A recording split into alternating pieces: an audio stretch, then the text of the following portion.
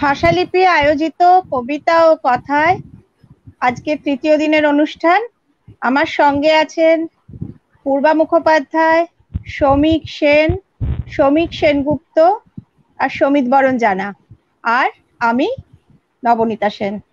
আজকের অনুষ্ঠান এই কবিতা পড়া হবে, সঙ্গে আড্ডা হবে, যে যার নিজের কবিতা পড়বেন, আড্ডা হবে মাঝে মাঝে। তাহলে আজকে আমরা আমাদের অনুষ্ঠান শুরু করছি। কি কবিতা পড়া দিয়ে শুরু হবে? তাহলে কে পড়বে?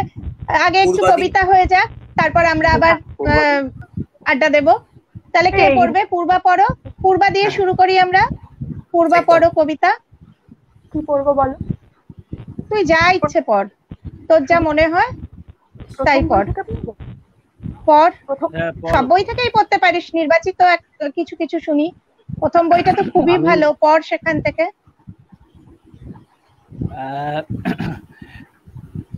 মানে পূর্বাদির সব বই ভালো, যেটা দিয়ে তুমি স্বচ্ছন্দ বোধ করো সেটা থেকেই পড়ো, প্রথম থেকেই পড়ো।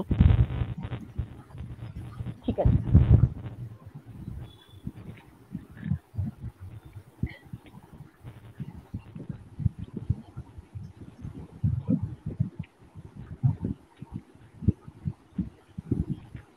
কিছু বেছে বসিনি আসলে, জানো তো। আচ্ছা, তুই এখন দু একটা পড়, তারপর আবার পড়বি। হ্যাঁ, এখন দুটো প্রথম বই থেকে পড়, তোর সুবিধা মতন পড়। হ্যাঁ, দক্ষিণী জার্নাল থেকে পড়। হ্যাঁ, খুব ভালো বই, পড়। রঙিন শেখেনি এই দীর্ঘ উপবাস, জীবন করুণ, জীবনের অধিক অক্ষর, এসো হে করুণা ঘন, বলাৎকার করো। রাত্রি রং, বৃক্ষ রং, চন্দ্র রং ছায়া দেবে বলে, তমসা গহন কূপ ভরে রাখি জলে। কোন ছায়া পলাতক, জলের নিবিড় ঘ্রাণে ডুবে থাকে নাম। সে ছিল কাতর পাখি, আমি তার শুশ্রূষা ছিলাম। দুটো থাক। দারুণ দারুণ। আরেকটা পড়, আরেকটা পড়, তারপর অন্য আরেকটা পড়। সকলে পড়ুক না, তারপর না হয় পড়তাম। না ঠিক আছে, সারাদিন তোকে আরেকটা পড়ে নে, সারাদিন তোকে সাধিকা টাধিকা বলেছে, তুই আরেকটা পড়ে নে আগে। শ্রমিক হচ্ছে বাকসিদ্ধ, ও আমাকে সাধিকা আর শ্রমিক সেনগুপ্তকে ঋষি বলেছে। দেখো আমরা তাদের রূপান্তরিত হয়েছি। দেখ, সাধিকা ঋষি আমরা সবাই বসেছি আর কি, শুনি আরেকটু সাধিকার কণ্ঠে আরেকটু শুনি। শ্রমিক সেনকেও বলেছি। কি? হ্যাঁ হ্যাঁ, সহজপুরের ভূষণ। রুদ্রদা বলছেন সঙ্গে আছি, তারপর ইয়েও বলছে আমাদের কি বলে সিদ্ধার্থ। হ্যাঁ, সিদ্ধার্থ। কোন সিদ্ধার্থ? আমি কিছু দেখতে পাবো না। কবি সিদ্ধার্থ বসু আমাদের বন্ধু। পূর্বা আরেকটা পড়, তারপর হ্যাঁ।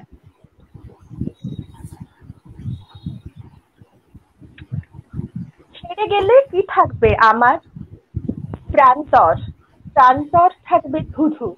সে তোমার ফেলে যাওয়া বীজগুলো দুঃখটা শিশিরে ধুয়ে তুলে রাখবে।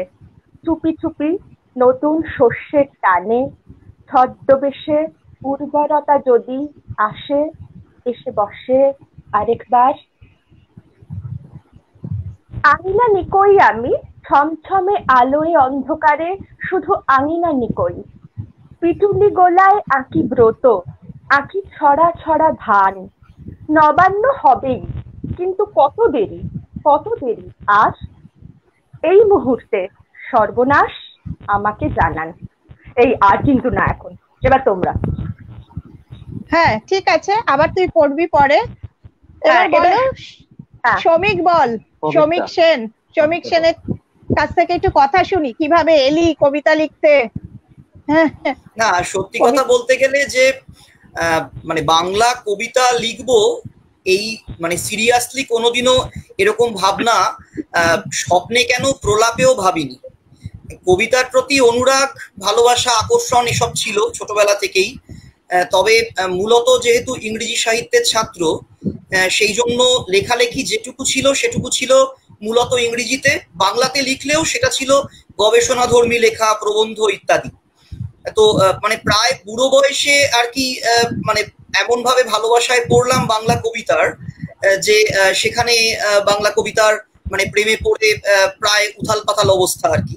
তো এখনো আমি মনে করি যে আমি শিক্ষানবিশ, এখনো শিখছি, চেষ্টা করছি যে যে গন্ধগুলো জীবন থেকে হারিয়ে গেছে, যে রংগুলো আর নেই, তার মধ্যে দিয়ে যদি নশ্বরতাকে একটু ছুঁয়ে ফেলা যায়, কবিতা যাপনের মধ্যে দিয়ে যদি জীবনকে নতুন করে চেনার অভ্যেস তৈরি হয়, এইরকম একটা অবস্থার মধ্যেই আছি। এই হচ্ছে আমার সঙ্গে বাংলা কবিতার সম্পর্কের সংক্ষেপে বলতে গেলে এইটুকুই। বাহ, তাহলে এবার কবিতা পড় শুনি।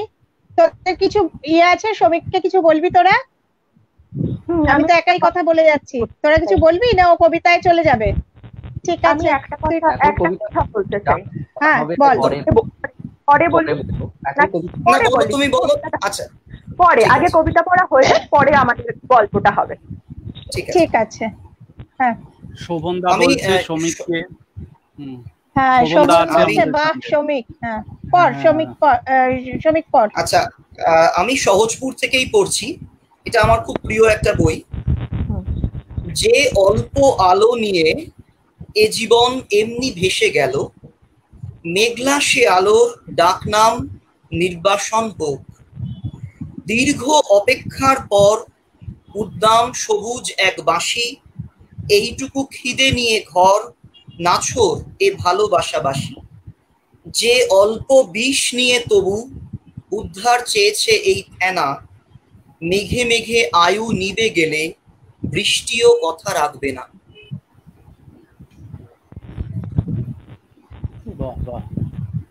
আরো পড়। বাহ, আরো পড়। শুভম কেবলই আলগা হতে চাই, এ শরীর বালির উপমা। পাতা হয়ে ঝড়ে উড়ে যাই, পিছু টান করে দিও ক্ষমা। তবে কি ভালোবাসাও জানে করপিতে নিহিত আকাশ, পাখি হয়ে ওঠে তার গানে আত্মায় অঘ্রাণ মাস। এই এখন আপাতত এই দুটো থাকবে, তারপরে আবার। বাহ বাহ, খুব ভালো। শ্রমিক, মনে আছে তোর এই সহজপুর এতই দূর ইয়ে নিয়ে, কভারটা নিয়ে? একদম, কভারের ব্যাপার মনে আছে? একদম, যখন কভার তৈরি হলো, হ্যাঁ কভার হওয়ার পরে শ্রমিকের কি পছন্দ হয়েছে, সঞ্জীব করেছে কভারটা, ঠিক মনে হচ্ছে সত্যি সহজপুরে মিলিয়ে দিয়েছে গিয়ে আকাশ। আর আরেকটা মনে আছে তোমার, সহজপুর যেদিন বেরোলো আর কি, সেদিনকে তো আমি তুমি শ্রমিকদা সব রাজালেনে ছিলাম। ঘটনাচক্রে সেদিন শ্রমিকদা উপস্থিত ছিল, বসে আছে সহজপুর নিয়ে। হ্যাঁ বল। তো সেটা আমাদের বেশ সেদিনকে বেশ আড্ডা হয়েছিল, একটা দীর্ঘ আড্ডা আর কি, বিশাল আড্ডা হয়েছিল রাজালেনে। আমরা সব সহজপুর নিয়ে ছবি তুলেছিলাম। রাজালেনের আলোটা একটু কম, বেশ মহাভৌতিক ছবি হয়েছিল, বেশ ভালো হয়েছিল। একদম। এবারে আমরা শ্রমিক সেনগুপ্তর কাছে যাই। শ্রমিক সেনগুপ্তর কাছে বলছিল। হ্যাঁ, পূর্বাদি বলো কি বলছিলে। পরে আমরা একটু আড্ডা দিয়ে নি, তারপরে আবার কবিতায় যাব। হ্যাঁ বল, পূর্বা কি বলেছিলি? শ্রমিককে বলবি। আমি কবিতার আমি একটু ঘোরটা চাইছিলাম আর কি, মানে আর এটাও বলতে চাইছিলাম যে শ্রমিক যে বলছো যে যা ফেলে এসেছি, যা আমি কবিতার ওই এটার মধ্যে, কবিতা যাপনের মধ্যে থাকতে চাই। তো সেইটা থাকতে থাকতে কোনো একটা সময় কি মনে হয় না যে আমরা অলিক হয়ে যাচ্ছি, বাস্তব থেকে সরে যাচ্ছি একরকম? একদম একদম মনে হয়। কিন্তু পূর্বাদি, এখানে আমি একটা কথা বলবো। আমার না মানে কবিতা পাঠের ক্ষেত্রে যেরকম কোনো ছুতমার্গ নেই, কোনো মৌলবাদ নেই। আমি একই সঙ্গে মানিক চক্রবর্তীর অ্যান্টি পোয়েট্রি পড়তে পারি এবং পড়ে আমার ভালো লাগে। আবার অন্যদিকে শোভন ভট্টাচার্যের কবিতা আমার অসম্ভব ভালো লাগে, শম্ভুনাথ চট্টোপাধ্যায় ভালো লাগে। ঠিক আছে, আমি না মানে যেহেতু ওই যে তোমাকে আমি বললাম ওই জন্য যে আমার যেহেতু বাংলা কবিতায় সেই অর্থে কোনো দীক্ষা নেই, আমি একেবারে অদীক্ষিত একজন মানুষ, ফলে আমার কোনো রুচির ক্ষেত্রে কোনো মৌলবাদও নেই। এই জন্য আমি তোমাকে মানে কথাটা কেন বলছি তোমাকে, কারণ এই যে তুমি বললে বাস্তব থেকে সরে গিয়ে অলিক হয়ে যাওয়া, এই এই অনুভূতিটা আমার না কোনো কোনো সময় ধরো কোনো একটা বাস্তব, কোনো একটা তাৎক্ষণিকতা আমাকে এমন ভাবে নাড়া দিল, তখন আমি হয়তো সেটা নিয়ে 2-4 লাইন লিখে ফেললাম, এইটা চিন্তাও না করে ওটা কবিতা হলো কি হলো না, ঠিক আছে। ফলে আমি অলিক থেকে আরেকটু বাস্তব হয়ে উঠলাম। আবার অন্যদিকে আমার হারিয়ে যাওয়াটা নিয়ে যখন আমি লিখলাম, সেই হারিয়ে যাওয়াটাও তো আমার শরীরের অংশ হয়ে গেছে কোথাও না কোথাও ভাবে। ফলে সেটাকেও আমার খুব মনে হয় না যে ছুঁতে পারছি না বা অলিক হয়ে গেছে, এইরকম একটা হয় আর কি। মানে অলিক বলতে আমি বলছি যে অক্ষর অক্ষর সারাক্ষণ ওই ঘরটার মধ্যে পূর্বার থাকা। কথাটা একটু কেটে যাচ্ছে, পূর্বা একটু মাইক্রোফোনটাকে হ্যাঁ আচ্ছা, ঠিক আছে। আর হ্যাঁ যেটা বলছি যে তুমি যেটা বললে মানে সব রকম কবিতা পড়া আমার আর্থিক, আমার আমার নিজেরও মনে হয় যে কবিতার ক্ষেত্রে তো হ্যাঁ কবিতা আমাদের ধর্মে পরিণত হচ্ছে ঠিকই, কিন্তু কাল্ট থাকা আমি এটা করি না।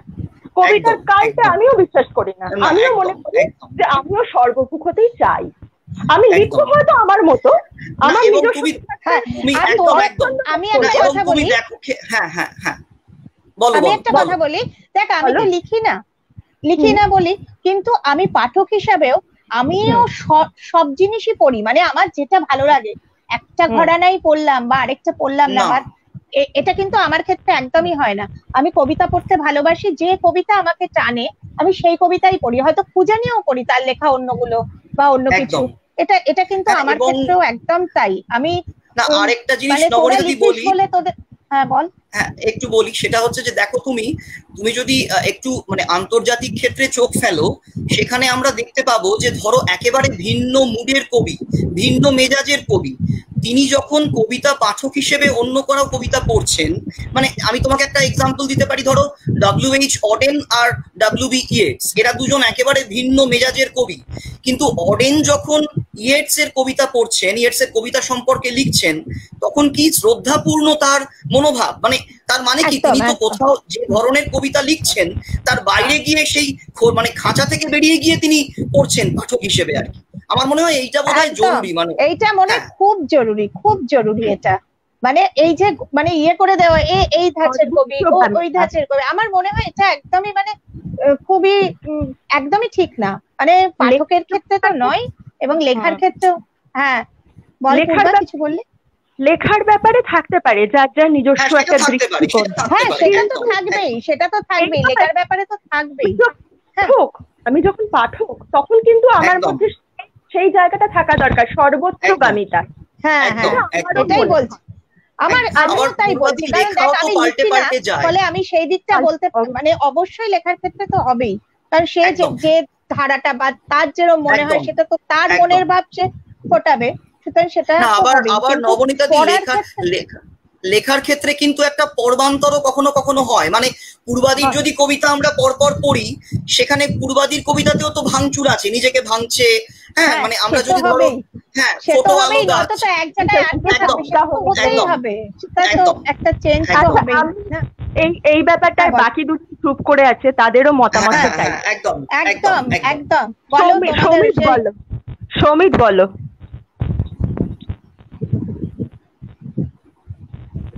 কিরে বল। সমিত বরণ জানা আমাকে বলছো? হ্যাঁ আমি, আচ্ছা ঠিক আছে বলো, যে কেউ একজন বলো, তোমাদের মতামতটা শুন। আচ্ছা না আচ্ছা না, এখন খুব টেকনিক্যাল কথা আলোচনা হলে সেখানে না টেকনিক্যাল কথা আলোচনা করব না, তো বল তোর যেটা মনে হয় সেটা। আমাদের নিজেদের কি মনে হয়?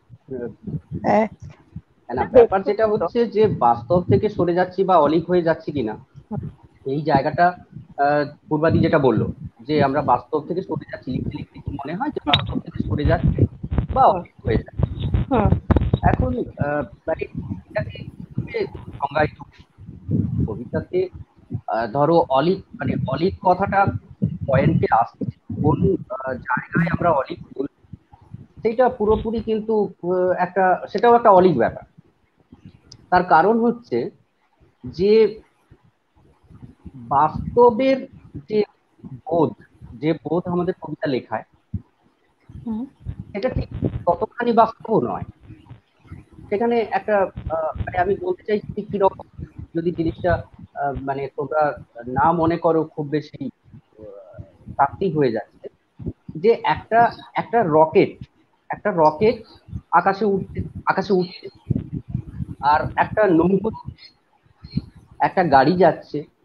আমরা মানুষেরাও প্রত্যেক দিন কত রকম কাজ না করি। তাহলে এই যে প্রত্যেকটা একটা ঘটনা ঘটছে, এই প্রত্যেকটা ঘটনার পেছনে কিন্তু একটা কিছু জ্বালানি আছে, ফুয়েল। তো সেই ফুয়েলটা যতক্ষণ আছে ততক্ষণ পর্যন্ত কিন্তু কাজটা চলছে, তারপরে কাজ চলছে না। মানে আমি বাস্তব অর্থে বলছি, এটাই যদি বাস্তবতার কথা হয়, তাহলে সেখান থেকে মানে সরে যাওয়ার কোনো জায়গা নেই। তার কারণ হচ্ছে আমরা যতক্ষণ এই একটা শরীরের মধ্যে আছি, একটা রক্ত মাংসের মানুষের খাঁচার মধ্যে আছি, ততক্ষণ পর্যন্ত আমাদের কোনো না কোনো ফুয়েল সেই ঘটনাটাকে নির্দিষ্ট করে দিচ্ছে। মানে আমি বলতে চাইছি যে এখানে ফুয়েলটা কি, পেছনে তার ফুয়েলটা কি জ্বলছে, তার উপর ডিপেন্ড করবে সেটা মানে গাড়ি যাচ্ছে নাকি সেটা রকেট হয়ে আকাশে উঠছে, অথবা অন্য কিছু হতে পারে। মানে আমি বলছি জীব ধর্মের কথা হতে পারে। তো ফলে এই জায়গাটা যদি দেখা যায়, সেখানে অলিক তখনই হবে, হতে পারে যখন একটা গাড়ি যাবে, অথচ তার মধ্যে কোনো একটা না কোনো সমস্যা তৈরি হয়। মানে সমস্যা মানে আমি বলতে চাইছি যে ধরো দেখা গেল যে তার একটা চাকা ভেঙে গেল। তো এটা তো মানে খুব নর্মাল ব্যাপার নয়। একটা গাড়ি যখন যাবে তার চাকা ভেঙে যাওয়াটা খুব নর্মাল না। বা একটা রকেট যখন উঠছে উপরের দিকে উঠছে, তখন হঠাৎ করেই তার একটা এমন সমস্যা হলো যে সে আবার নিচের দিকে অবতরণ করতে লাগলো। তো এই জায়গাটা অলিক হিসেবে বলা যেতে পারে। এই জায়গাটাকে যদি মানে অলিক পয়েন্ট যেটা বলছি, যে কোন পয়েন্টে সে অলিক হচ্ছে, সেই কথাটা বলা যেতে পারে। তাহলে আমরা বাস্তবিক যতটাই অবচেতন আসুক না কেন, এটাই আমার মনে হয়। না, আরেকটা ব্যাপার পূর্বাদি, সেটা আমরা কি আগে একটু কবিতা শুনে নেব, তারপর আবার আলোচনায় যাব নাকি? কেন কি সমিতের কথাটা শুনতে শুনতে মনে হলো, হ্যাঁ একদম একদম সমিতদা পড়। হ্যাঁ, এবারে শ্রমিক সেনগুপ্ত পড়ুন। শ্রমিক সেনগুপ্ত, শ্রমিক সেনগুপ্তকে পড়তে বলছি। তোকে আগে এসছে এখানে, উষামঙ্গল থেকে পড়। শ্রমিক কি উষামঙ্গল দিয়ে শুরু করবে নাকি অন্য কোনো লেখা? না, একটু নতুন লেখা পড়ি, দুটো তিনটে, তারপর উষামঙ্গল। ঠিক আছে। হ্যাঁ, শুভম বলেছে উষামঙ্গল থেকে পড়বো।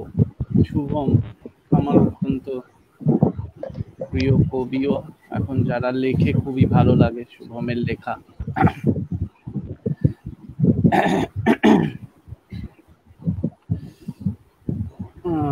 পাখি শোনা যাচ্ছে? হ্যাঁ হ্যাঁ শোনা যাচ্ছে? হ্যাঁ যাচ্ছে। পাখি, লেখাটির নাম পাখি। একটি দুটি পাখি করছে ডাকাডাকি, পাইন গাছের ডালে দোলে হাওয়ার করতলে, পাহাড় তলির পথে বরফ পড়ে আছে, রোদের কিরণ মেখে পাখি আলোয় নেচে ওঠে। একটি দুটি পাখি সুরের কাছাকাছি, গহন গোপন কথা, পাখি ব্যর্থ ব্যাকুলতা, ডানায় রোদের কণা, পাখি বিরহ যন্ত্রণা, কেঁদে ডেকে ওঠে পাখি হারিয়ে যাওয়ার পথে।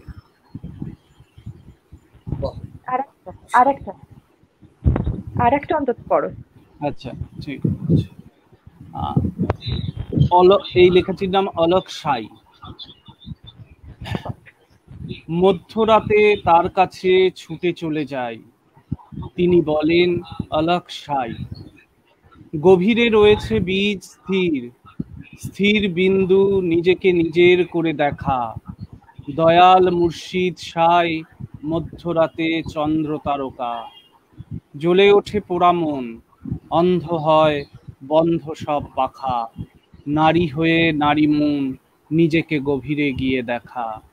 গভীরে গভীরে প্রেম, রুদ্র বিনা বেজে ওঠে ঘোর। সঙ্গীত সামান্য নয়, প্রেমের কুঞ্জের জয় হোক। মধ্যরাতে ফিরাবে না জানি, অলোক নিরঞ্জন প্রেমিক সাধকের বাণী। তোমার হাতের স্পর্শ যন্ত্রে তন্ত্রে বেজে ওঠে সুর, অলক প্রাণের সায় জ্যোৎস্নায় ভেসে যায় বুক। বাহ, অসাধারণ। মধ্যে ঢোকার পরে না একটু থমকে যেতে হয়, মানে সেকেন্ড অন্তত দাঁড়িয়ে যেতে হয়। একদম একদম। সবাই বসেই থাকো, কেউ দাঁড়িয়ে পড়ো না কিন্তু।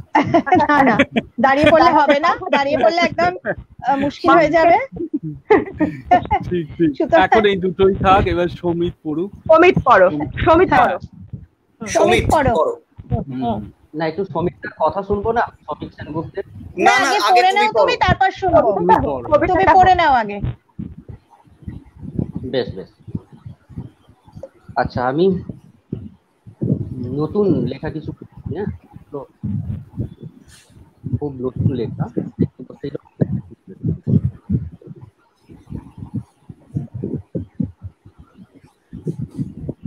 ঝুপ ঝুপ করে বৃষ্টি নামলো তিন দিন, যেন তোমার প্রতি আমাদের অবিশ্বাস।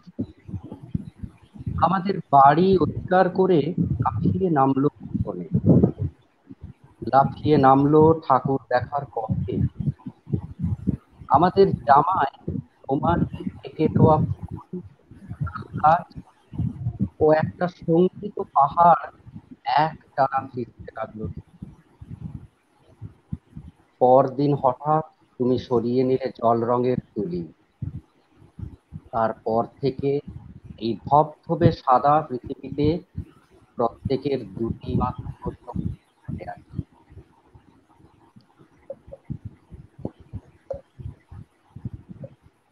আঘাতের অপেক্ষায় তুমি শুয়েছিলে এই দীর্ঘ বনপথে। একটু করে দীর্ঘ হয়েছিল গাছপাতা, একটু করে দীর্ঘ হয়েছিল পাখি, আর অতি ধীরে পশ্চিমের দিকে ঢলে পড়েছিল তোমার নরম সরম ছায়া। কত জন্ম অপেক্ষা করেছিলে তুমি, কি রূপেই বা হঠাৎ এসেছিলে গন্ধময় আঘাত, কি রূপেই বা হঠাৎ এসেছিল পুত গন্ধময় আঘাত, সেসব কিছুই জানা যায় না। এখন এই দু চারজন কাঠুরিয়া, তারাও বড় ধন্দে পড়ে গেল। তাদের একটি মাত্র দৃষ্টিপাতে অধরাই থেকে যায় তোমার চক্ষু ও করজোড়। বনে প্রবেশের আগে যে তোমার চক্ষু থেকে ঝরে পড়েছিল মমতা, সেই তোমার হাতেই এখন তাদের প্রতি এগিয়ে দিচ্ছ বিষ মাখানো রুটি। এই থাক।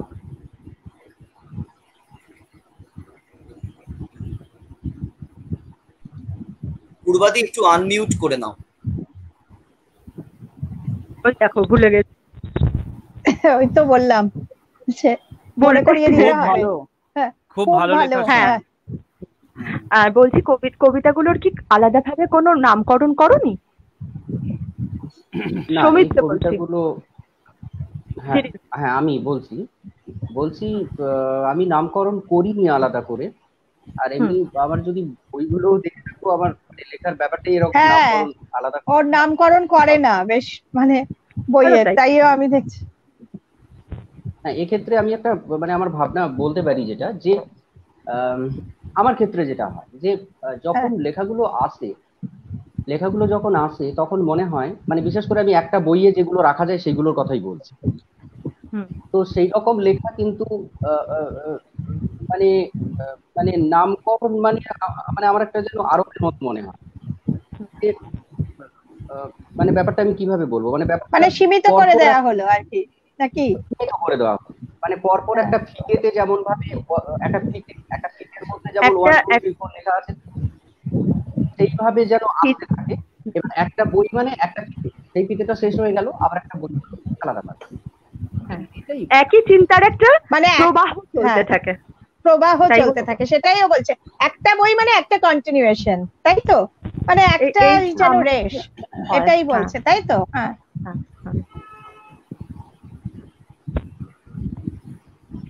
আচ্ছা, আমরা একটু শুনে নিতে চাইবো নবনীতাদির কাছ থেকে যে নবনীতাদি তো মানে ভাষালিপি যখন শুরু করেছে তখন থেকে নবনীতাদি কিন্তু বাংলা কবিতার একজন খুব তন্নিষ্ঠ পাঠক।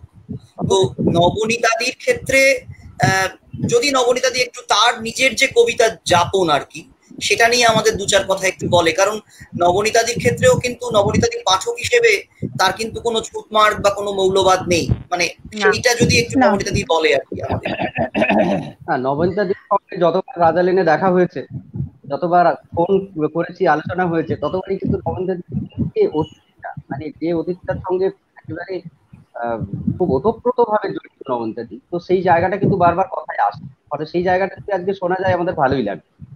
একদম একদম একদম। না না, আসলে কি ছোটবেলা থেকে বই পড়তে খুব ভালোবাসতাম, বুঝলি তো, খেলাধুলোর পাশাপাশি বইটা পড়তাম, কিন্তু সেটা মূলত তখন গল্পের বই, উপন্যাস। আমার মোটামুটি কবিতা পড়া শুরু হয় 11-12 যখন 11-এ পড়ি তখন থেকে। সেই সময় থেকে কবিতা পড়া, তার আগে কিন্তু কবিতা পড়তে আমি ভালোবাসতাম না, একদমই ভালোবাসতাম না। আমি খুব ভালোবাসতাম গল্প পড়তে, উপন্যাস পড়তে, মানে আমি সেই সময় অনেক অনেক পড়ে ফেলেছিলাম গল্প এবং উপন্যাস। কবিতা কিন্তু পড়িনি, তখন ভালো লাগতো না।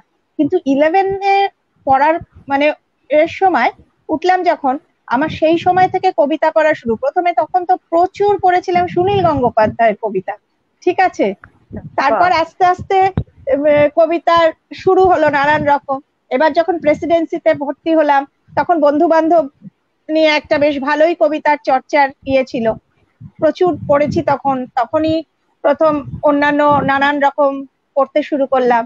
তারপরে কি হলো যে অন্য বইও পড়তে শুরু করলাম। তখন কিন্তু কাউকে চিনতাম না, না উৎপল দাকে চিনতাম, না ভাস্কর চক্রবর্তী, না রণজিৎ দাস, না পার্থপ্রতিম কাঞ্জিলাল, না গৌতম বসু, কাউকে না। যাদের কবিতা আমি পরবর্তীতে বেশি পড়েছি, এই নামগুলো বললাম আর কি, দেবাশিস তরফদার, কাউকেই চিনতাম না। কিন্তু বইগুলো, কবিতা পড়ে ভালো লেগেছিল। আমার বন্ধু বান্ধবরাও আমায় প্রচুর বই দিয়েছিল, সাহায্য করেছিল বই পড়তে। কবিতা পড়া একটা মানে চালিয়ে যাওয়া। কবিতা পড়া তো একটা প্রথমে প্রচেষ্টা, ভালো লাগে গেল, তারপর পড়তে ভালো লাগলো। কার কার কবিতা, আমি কিন্তু তখন নির্বিচারে প্রচুর কবিতার বই পড়েছি, প্রচুর। ফলে কোন কবি, তারপরে আমার বন্ধু বান্ধবরাও তো সবাই কবিতা লেখে, এবং সেই সব কবিতা সে সময়ও আমার মনে আছে অনির্বাণ বন্দ্যোপাধ্যায়ের প্রথম যে বইটা বেরিয়েছিল আহেরি টোলা, সেটাও আমার হাতে দিয়েছিল এসে। তখন ওকে আমি চিনতাম না, জাস্ট মুখ দেখা, কফি হাউসে আমরা একটা দিচ্ছি, ওরাও দিচ্ছে ওদিকে, ওই গান্ধারের গ্রুপ।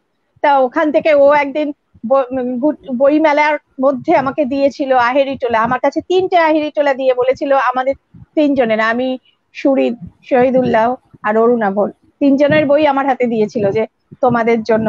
সেই তারপর থেকে আস্তে আস্তে এখন তো প্রচুর, এখন তো ধরো পড়ি, ভালো লাগে। পড়াটা আগের চেয়ে অনেক কমে গেছে এই ভাষালিপি করে, এটা একটা বলতে পারি খারাপ দিক।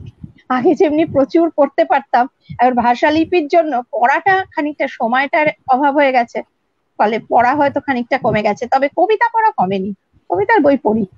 এই তোমাদের সবার বই আমার বহুবার করে পড়া হয়ে গেছে। যখন প্রথমে পাণ্ডুলিপি পাই তখন পড়ি, তারপর যখন বইটা হাতে পাই তখন পড়ি, মানে কনিষ্ঠ।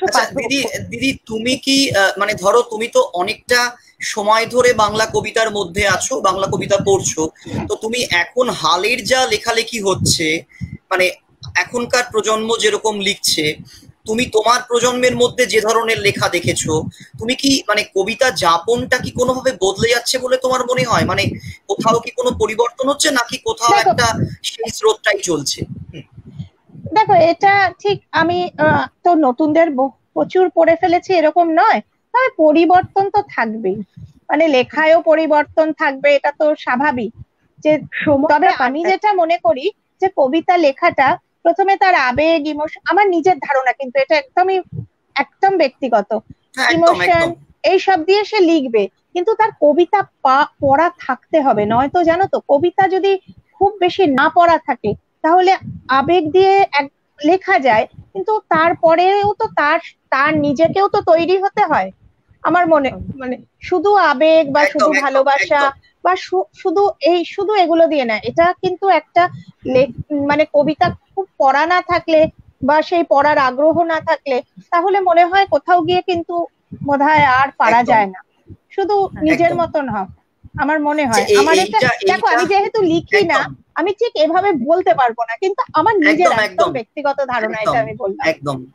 যে তো আচ্ছা প্রথমে, পূর্বাদি, আর আমার আরেকটা মনে হয়, ধরো কেউ প্রথম কবিতা লিখতে এলো, তার প্রিয় কবি যাদের সে পড়ে এসছে, তার মধ্যে যার প্রিয়, তার একটা ছাপ হয়তো প্রথম দিকে থাকে, একদম তারপর সেটা থেকে বেরিয়ে যেতে হয়। সেই বেরিয়ে না একদম। যাওয়াটা হলে তো সে ওই একটা কপি হবে, আর তো মানে একদম আর কিছু হবে না।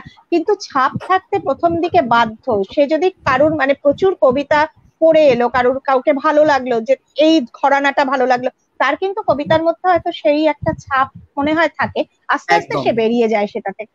কি আমি একদম একদম এটা আমার একদম ঠিক, আমি একদম। বললাম এটা আমারও তাই মনে হয়। পূর্বাদি, এইটা না তোমার কাছে একটু জানতে চাইছিলাম, মানে যদি তুমি একটু বলো, ধরো মানে তুমি নিজে একজন সাহিত্যের ছাত্রী এবং শিক্ষিকা, অন্যদিকে তুমি একজন কবি, ঠিক আছে? আমরা জানি যে কবিতা সৃজনের সঙ্গে, আচ্ছা বলেনি, তুমি কবিতা লেখো, আবার তুমি আনমিউট করে নাও, আনমিউট কর, আনমিউট। হ্যাঁ, এবারে আমার একটু জানার ছিল যে দেখো, কবিতা রচনার সঙ্গে এই নবনীতাদি যে কথাটা বললো, সেটা সেই কথার সূত্রেই বলছি, যে কবিতা রচনার সঙ্গে অনেক রকম কুয়াশা, রহস্যময়তা, অলৌকিকতা, এইসব মানে মিথ চালু আছে, ঠিক আছে? আর আরেক দল বলেন যে না, কবিতা কিন্তু, যেটা রমণীদাদি অত্যন্ত মানে সহজভাবে এবং স্পষ্টভাবে বলল, যে কবিতা একটা নির্মাণ, যে নির্মাণের পেছনে শ্রম আছে, যে নির্মাণের পেছনে অন্য রকমের কতগুলো অর্জন আছে, যেগুলো কবিকে অর্জন করে নিতে হয় তার নিজের মানে মানে কি বলবো, প্রচেষ্টার মধ্যে দিয়ে। তুমি এই বিষয়টা কিভাবে দেখো? মানে তুমি কি ওই একদিকে ওই রহস্যময়তার যে স্কুলটা, অন্যদিকে এই যে সচেতন নির্মাণ যারা মনে করেন, এর মধ্যে তুমি নিজেকে কোথায় স্থাপন করতে চাও? আমি কোথায় নিজেকে স্থাপন করতে চাই এইটুকু বলবো তো? একদম একদম। হিসেবে যখন আমি নিজেকে দেখি, তখন আমি এটা মনে করি যে আমি সব রকম কবিতা পড়ছি, কিন্তু যখন আমি কোনো লেখা লিখি, যখন প্রথম কবিতাটা আসে, তখন সেটা নির্মাণ হয়ে আসে না। ওটা যদি মানে স্পন্টেনিয়াস ওভারফ্লো না হয়, তাহলে আমার মনে হয় না যে কিছু দাঁড় করাতে পারবো আমি সচেতন ভাবে প্রত্যেকটা শব্দ সাজালে। হ্যাঁ, সেরকম কি কখনো করি, কিন্তু আমি সেটাকে আমার নিজের ক্ষেত্রে সার্থক কবিতা বলে মনে করি না। সেগুলো আমি রিজেক্ট করি, বইতে রাখি না। কিন্তু যখন আমি সেটা এলো, তারপর যখনই আমি সেটাকে এডিট করতে বসছি, তখন তো অবশ্যই সেটা নির্মাণ করছি। এবং তখনই কিন্তু একজন লেখক, একজন কবিতার লেখক, তখন কিন্তু সজাগ ভাবে, যখন না এই শব্দটা সরিয়ে দিই, এই শব্দটা যেন পছন্দ হচ্ছে না, এই শব্দটা যেন অন্য কারো কবিতায় এরকমই একটা ধ্বনি পেয়েছি, এরকম যখন এই খুঁতখুত করে যখন এটা আমি সাজাবো, তখন কিন্তু সেটা নির্মাণেই যাচ্ছে। এবং এই নির্মাণ কৌশলটাই কিন্তু একজন কবির স্বতন্ত্র ভাষাও তৈরি করে দেয় বলে আমার মনে হয়। একদম একদম, আমি এটাই বলছিলাম, আবেগের সাথে এটাও দরকার।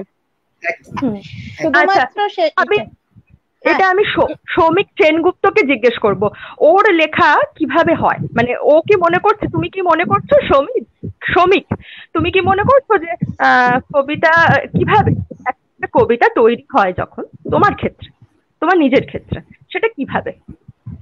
সৌমিক সেনগুপ্ত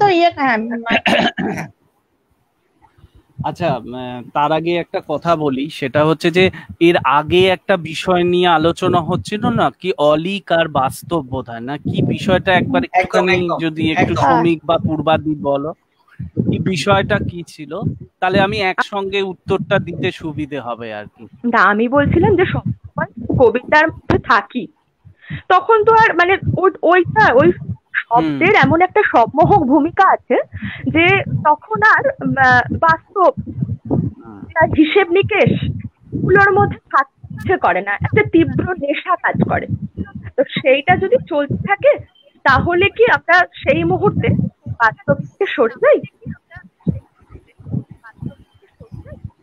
আচ্ছা, এবার প্রথমে একটা কথা বলি, কিছু আমার ক্ষেত্রে যেটা হয়, একটু আগে পূর্বাদি যেটা বলছিল, প্রথম কথা, আমি সবসময় একটা নেশার মধ্যেই থাকি আমার মনে হয় ব্যক্তিগতভাবে।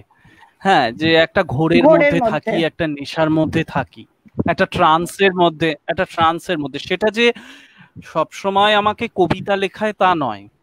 কিন্তু আমি থাকি, মানে বৃষ্টি পড়ছে ভাদ্র মাসের প্রথম দিনে, তখনও একটা যেন ঘোর তৈরি হয়।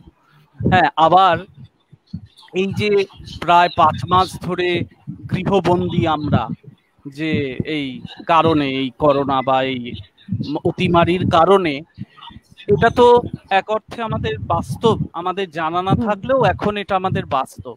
কিন্তু আমি যখন আমার এই ছোট ফ্ল্যাটের কামরায় বসে জানলা দিয়ে এই বৃষ্টিটা দেখি, আমার যেন মনে হয় কোথাও সেই অমল জানালায় বসে আছে, নিজেকে রিলেট করতে পারি। এখন মানে একটা অসুখের মধ্য দিয়ে, দীর্ঘ অসুখের মধ্য দিয়ে যাচ্ছি, যেন ইচ্ছে থাকলেও বেরোতে পারছি না। আবার একটা পাখি এসে যখন বসে কিছুক্ষণ বাদে উড়ে চলে যাচ্ছে, তখন মনে হচ্ছে যেন আমি তার সঙ্গে সঙ্গেই উড়ে চলে যাচ্ছি। এখন আর একটা কথা, সেটা হচ্ছে যে আমার একটা সুবিধে অসুবিধে কি জানি না, কিন্তু আমি কবিতা খুব কম পড়ি। আমার পড়াশুনোর মধ্যে বেশি যেটা, সেটা হচ্ছে আমি ভ্রমণ কাহিনী বা অটোবায়োগ্রাফি বা আরো অন্যান্য সায়েন্স রিলেটেড কিছু বইপত্র, এবং তার সঙ্গে আরো কিছু এই কবিতা আমি খুব যে পড়ি, প্রতিদিন যে কবিতা পড়ি তা নয়। কাজেই আমার কাছে কোনটা বাস্তব, কোনটা অলীক বা কোনটা নির্মাণ আলাদা করে বোঝা প্রায় অসম্ভব। কারণ আমি কখনো অলীকে থাকি, মানে আমি যখন মনে মনে কবিতা তৈরি করি, লিখে ফেলা, বই করা সেটা তো অন্য কথা, কিন্তু প্রতিনিয়তই তো মনে মনে অন্তরে কবিতার জন্ম হচ্ছে, আবার কবিতার মৃত্যু হচ্ছে। কাজে আমার যখন মনে মনে অন্তরে কবিতা তৈরি হয়, তখন আমি আমার ভিতরের যে গভীর মনস্তত্ত্ব বা এতদিন ধরে বেড়ে ওঠা, আমার যেটা সব থেকে বড় মনে হয় যে কেন কবিতাটি তৈরি হয় বা কবিতাটি প্রকাশ পেতে চায়, কারণ আমি আমার অলীক এবং বাস্তব এই দুটোর থেকেই একটা তৃতীয় পরিসরে পরিত্রাণ পেতে চাই। এটা আমার মনে হয় যে, এবং সেই পরিত্রাণটা এমন যে, ধরো যদি আমার আলটিমেট জীবনের উদ্দেশ্য কোনো একটা কিছু থাকে, ধরো আমি ভাবি যে আমি সচিন তেন্ডুলকারের মতন ক্রিকেট খেলবো, কথার কথা বলছি, আমি ভাবি, কিন্তু ভিতরে ভিতরে কখনো যদি এসে আমার কাছে এই প্রশ্নটা, এই দ্বন্দ্ব, এই কনফ্লিক্টটা দাঁড়ায়, কারণ আমি তো শুধু আমি নই, আমি যখন লিখছি তখন আমি যখন ভাবছি তখন অন্য এক আমি, হ্যাঁ, আবার যখন আমি পাঠক হয়ে আমার লেখা পড়ছি সম্পূর্ণ অন্য আমি। সেটাই বলছি যে আমার কাছে পরিত্রাণের একমাত্র মাধ্যম হচ্ছে কবিতা। সে যতই আমার প্রিয় মানুষ হোক, প্রিয় বস্তু হোক, বা দর্শনের জায়গা থেকেও বলবো যে যে মহতি কোনো দর্শনকে আমি ছুঁতে চাই, কবিতার মধ্য দিয়ে ছুঁতে পারি, কিন্তু কখনো যদি দেখা যায় সেই দর্শনের সঙ্গে আমার কবিতার কনফ্লিক্ট, দ্বন্দ্ব হচ্ছে, আমি কবিতাকেই একমাত্র পরিত্রাণ বলে ভাববো, সেই দর্শনকে নয়। এটা আমার মনে হয়। জানি না বুঝিয়ে বলতে পারলাম কি। হ্যাঁ, বুঝতে পেরেছি। খুবই কেন? হ্যাঁ, আমি কবিতাকে পরিত্রাণ বলে ভাববে কেন? একটা কথা হচ্ছে, বলো বলো বলো, পরে বলছি। না, তার কারণ ভীষণ জটিল কিছু না, তার কারণ আমি কিছুই করতে পারি না। মানে তার কারণ যখন আমি খুব শৈশব থেকে, মানে আমার বয়স সন্ধি বা শৈশব থেকে, যখন আমি দেখতাম আমার বন্ধু বান্ধবরা খেলাধুলো করছে, হ্যাঁ, কেউ ফুটবল খেলছে, কেউ ক্রিকেট খেলছে, বা কেউ অন্যান্য কিছু করছে, স্কুলে ডিবেট করছে, প্রাইজ আনছে, আমার একটাই কাজ ছিল, স্কুল থেকে ফিরে এসে, মানে খুব অনিচ্ছাকৃতভাবে স্কুলে যেতে হতো, এবং ফিরে এসে আমি ওই আমার ঘরের মধ্যেই বসে থাকতাম এবং নানান রকম কিছু ভাবতাম। এবং শুধু কাব্য চেতনা নয়, আমার মনে মনে কিন্তু সেই সময় থেকে আমার আরো 2-3টি চেতনা, যেগুলি আমাকে সারাক্ষণ প্রকটভাবে অলীক এবং বাস্তবের দ্বন্দ্বের মধ্যে রাখে, যেমন আমার যৌন চেতনা, আমার কাব্য কবিতা, সেটা কবিতা বলে তখন জানতাম না, বা আমার ভালোবাসা, এইগুলি সবই আমার সেই সময় থেকে একটু একটু করে তৈরি হয়, এবং তার সাক্ষী একমাত্র আমি। যখনই সেটা বাস্তব অর্থে, আমি বলছি, সমাজের কাছে আসতে চেয়েছে, ওই সংঘর্ষে সেই সূক্ষ্মতাটা নষ্ট হয়েছে, এবং যখনই নষ্ট হয়েছে তত বেশি আমি আমার কবিতাকে আঁকড়ে ধরতে চেয়েছি, কারণ আমার মনে হয়েছে আমাকে বোধহয় তারা বুঝতে পারছে না, আমার একমাত্র সম্বল পরিত্রাণ আমারই লেখা। এইটাই। সমিত বলো, সমিত একটু বলো। সমিত বরণ বলো। এখন মনে হয় একটু শুনে নিলে, কবিতা শুনে নিলে ভালো হতো। বলো তাহলে, কবিতা বলো। তাহলে কবিতা পড়ো তোমরা, আবার একটু করে কবিতা পড়া হোক। হ্যাঁ, সবাই তো কবিতা শুনতেও চাইছেন, একটু কবিতা হয়ে যাক। তাহলে সমিতি পড়ো আগে। হ্যাঁ, সমিত পড়ো, তারপর পূর্বা করবে, তারপর দেখা যাবে। হ্যাঁ, পড়ুক না। হ্যাঁ, আচ্ছা, আমি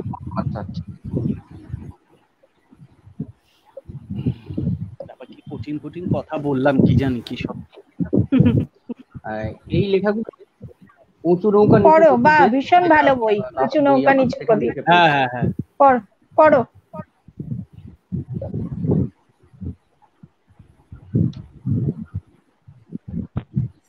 যেমন খুশি সাজিয়ে তুলছো তোমার রথ, যেমন গুবরে পোকা, না হয় মানুষ, অথবা ঝেঁপে আসা ফলন্ত জামরুল গাছ। তোমার সাজানো জুড়ে সারা বিকেল জুড়ে মন্দ লয়ে বয়ে যাচ্ছে ধূর বাতাস। ঝড় উঠছে না, পুকুর জুড়ে কেউ উঠছে না।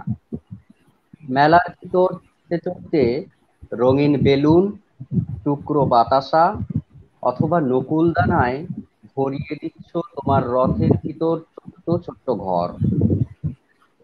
তারপর কখন বাড়ি ফিরবে, কখন যে পুকুর ঘাটে পা ধুয়ে পড়তে বসলে লণ্ঠনের আলোয় রথ তা জানতেও পারলো না। তোমার প্রতিবার দড়ি টানার মধ্যে একটু একটু করে বৃদ্ধ হওয়া রথ ঘরের বাইরে এখন দাঁড়িয়ে শুনছে তুমি দূরে দূরে মুখস্থ করছো তোমার পড়া। আচ্ছা, আরো দু একটা পড়ে নাও, টানা পড়ে। হ্যাঁ, এবার তাই হবে, প্রত্যেকে একটু বেশি করে পড়বে। বলো, পড়ো সমিত পড়ো। আচ্ছা, ঠিক আছে। আচ্ছা, প্রবেশকালের প্রার্থনায় অবশেষে তিনি ধারণ করলেন দেহলীলা। তিনি বিভক্ত করলেন অন্তর ও বাহির, মাঝখানে তৈরি করলেন দরজা। এভাবেও সম্পূর্ণভাবে তিনি নিজেকে সুলভ করলেন না। প্রবেশকালের সঙ্গে লুকোচুরির জন্য তৈরি করলেন অজস্র জানালা, আর তার নিচে তৈরি করলেন অজস্র ফুল ও ফলের গাছ। এই জানলাতলা থেকে বীজ সংগ্রহ করার পর, হাঁড়ি কুড়ি ও জলে পুজো করার পর, গাছতলা দিয়ে ফিরে যাওয়ার পথে যখন আমরা একে অপরের থেকে পৃথক হয়ে যাচ্ছি, তখন নিশ্চিন্ত নির্জনে তিনি ঠোঁটে বাঁশি তুলে নিলেন। আহা, চমৎকার, বাহ বাহ, দারুণ। আর পড়বে? আর একটা পড়ো না। হ্যাঁ, সমিত পড়বে আরো। হ্যাঁ, পড়ো। সবাই বলছে কথা বেশি হচ্ছে, কবিতা হোক। হ্যাঁ, কবিতা শুরু হয়ে গেলে আর গল্প করতে ইচ্ছে করবে না। পড়ো। দরজা খোলাই ছিল, ঢুকে পড়ে দেখি অপার রহস্য। সাদা কাগজের আকাশে ডোরা কাটা ঘুড়ি ওড়াচ্ছে 10 বছরের রামলাল। একটি দৃশ্য ফুটে উঠছে উপরে।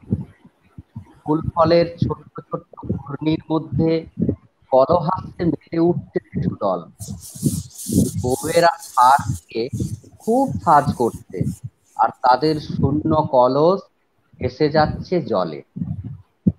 একই উত্থান নাকি পতন ভাবতে ভাবতে দিন ও রাত্রির ওপার থেকে গোধূলির বেশে আমদারের মা এসে ডাক দিলে সে তার লাটাই গুটিয়ে নেয়, আর আমার খণ্ডবিখণ্ড থেকে আরেক রহস্যের দিকে উড়ে যায় মন্থন মুক্তির পেঁচা।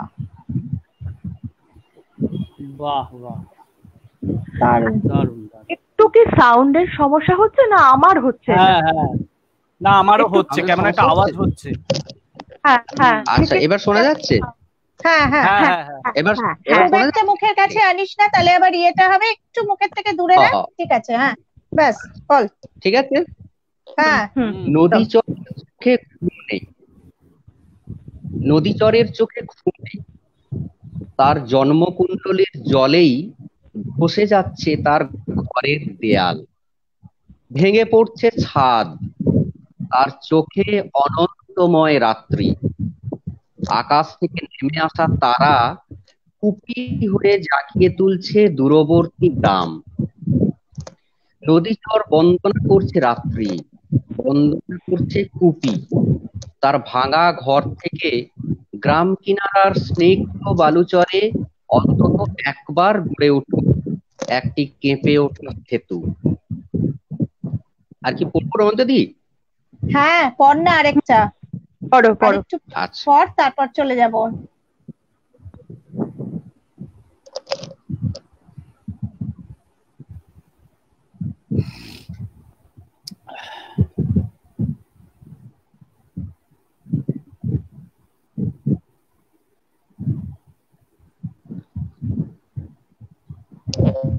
একটা ছোট লেখা পড়ি। পড়।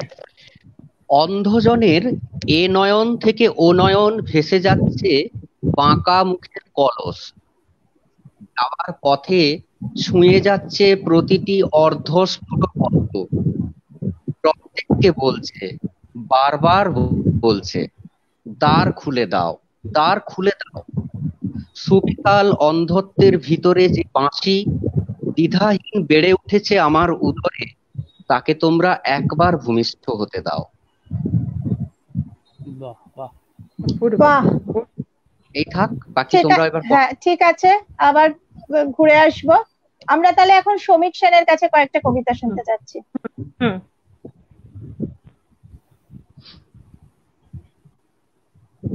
মিউট মিউট আছে, মিউট আছে তোমার। সমীক মিউট আছে। শোনা যাচ্ছে? হ্যাঁ হ্যাঁ হ্যাঁ হ্যাঁ, আচ্ছা, নতুন দুটো কবিতা পড়ি।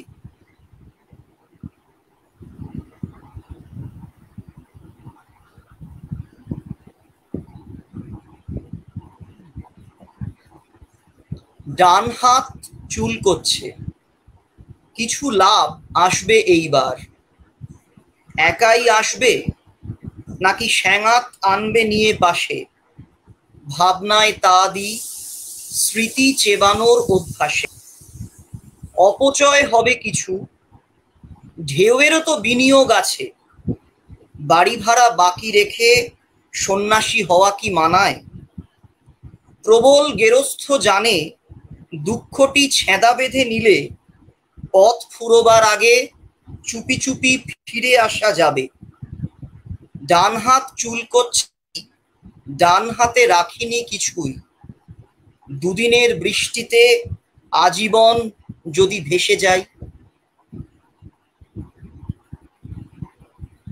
খুব পড়ো। ভালো।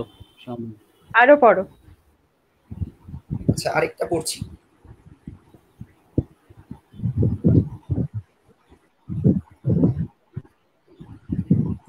সিঁড়ি ভাঙা অঙ্কের মতো মাঝের ধাপটা লাফিয়ে পরেরটায় নামলে সিঁড়িটা চক্রবৃদ্ধি হারে সুদের মতো লম্বা হয়ে যায়।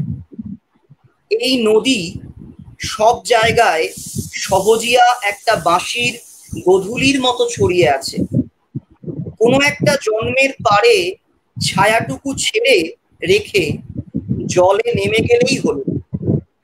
ভেসে যাওয়ার কান খাড়া থাকলে নদী একটু একটু করে ঢেলে দেয় পূর্ণিমা অমাবস্যা, নাভি থেকে মাথা পর্যন্ত চন্দ্রকলা জলের মন্ত্রোচ্চারণের ভেতর বিকশিত হয়। সাপে কাটা যে সূর্যাস্ত নদীতে ডুবে গেছে কখনো, অথবা যে সূর্যোদয় ভ্রূণ হত্যার রক্ত, তা সবই জলের কাছে গচ্ছিত থাকে।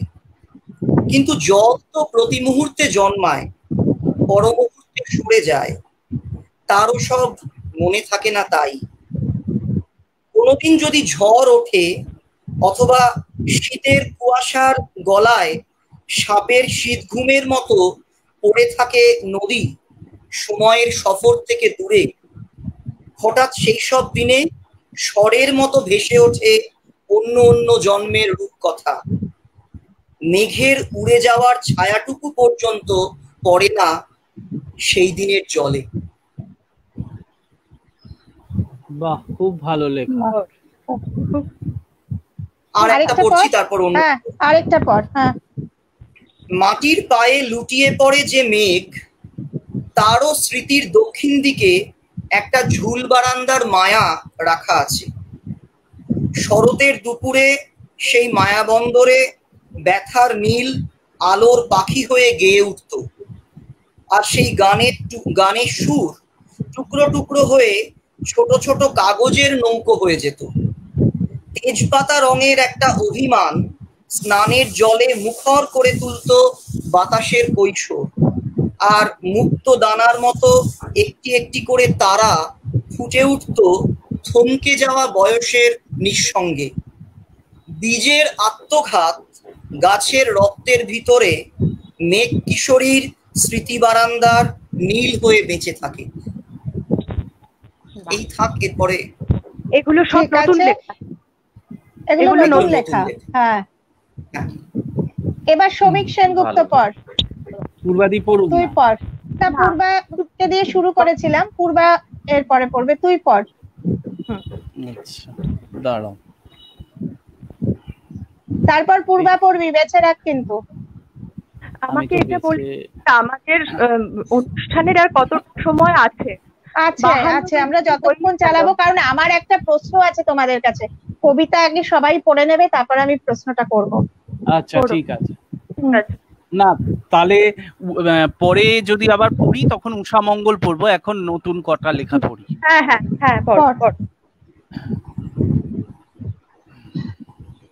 এটি হচ্ছে মঙ্গলের উপর। হ্যাঁ হ্যাঁ বলছি উষা মঙ্গলের উপর অনুরোধ। হ্যাঁ হ্যাঁ হ্যাঁ, ঠিক আছে। শেষ শুভম বলেছে অনুরোধ। শুভম, হ্যাঁ হ্যাঁ, শুভম বিথিরি। আচ্ছা, সামান্যের গান কাব্যগ্রন্থ থেকে, মানে কোনো নাম নেই কবিতাগুলোর। প্রথম একটা পড়ছি। স্বভাব বাহিরে আমি ভিখিরির বেশে, দেশ দশ পাড়া গ্রাম অর্বাচীন ক্লেশে, এবার ঘোচাও সব অতিরিক্ত সাজ, অন্তর ভিখারি করে দাও অনুরাগ, জীবন সায়ান্নে সুর বাজে মনে প্রাণে, অন্তর ভিখারি করো ইমন কল্যাণে।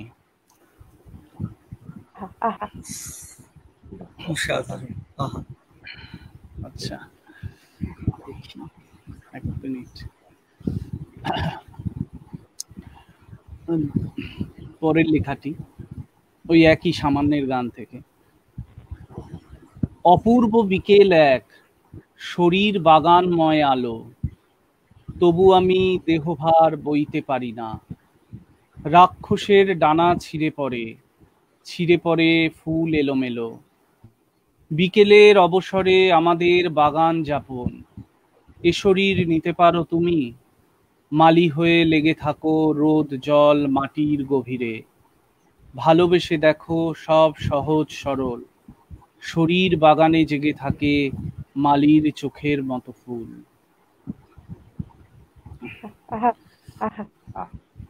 পড়ি, আর দুটো পড়বো নাকি? হ্যাঁ, বলছিলেন না যে শ্রমিকদার কবিতা না একদম ঘোরের মতো, একদম ঠিক কথা। ওর ইমেজের মধ্যে জাদুটা। হ্যাঁ, একদম তাই। মানে সমিতদা যে বলছিল যে সবসময় ঘোরে থাকে, মানে সবসময় এটা বোঝা যায় কবিতা থেকে। একদম। হ্যাঁ, কবিতার ঘোরে থাকে, এটা বোঝা যায়। মানে একটা কথা বাদ দিয়েছে, ও বলেছে যে আমি কবিতার মধ্যে থাকি। শ্রমিক কিন্তু অসাধারণ গদ্যও লেখে, এবং গদ্যগুলো আসলে আত্মায় কাব্য। সেটা শ্রমিক বলছে না। দুই সুদূর মালতীপুর অদ্ভুত আধারে ঢেকে গ্রাম, শান্ত চরাচর, অনন্ত আকাশে জেগে কাল পুরুষের পায়ের সামনে আমি লুব্ধকের রূপ। এর থেকে বেশি কিছু শিখিনি জীবনে, তোমার সকল যাত্রাপথে সামান্য ইতর হয়ে চলেছি নরকে। 3 ভবের ঘাটেতে বসে অপেক্ষার দিন শুরু হলো। কেকার যাত্রার কালে বিদায় ব্যথায় ভরে বুক। মঙ্গল শঙ্খের শব্দ শৈশবের ফেলে আসা দিন, জগৎ লাবণ্যময় ফেলে আসা মুগ্ধতা সকল। অথচ তখন ছিল নিত্য অনটন। ভবের ঘাটেতে দেহ, জলের উপরে নৌকা ভাসে। পূর্ণিমার চাঁদ যেন নারীর বুকের সুধাফল। ভবের ঘাটেতে মাঝি 12 মাস আসে, নিঠুর খেলার সাথী দেহভাণ্ড ফেলে রেখে যায়। আর একটা পড়ছি, পড়ে তারপরে পূর্বাদি পড়ব। পড়ো।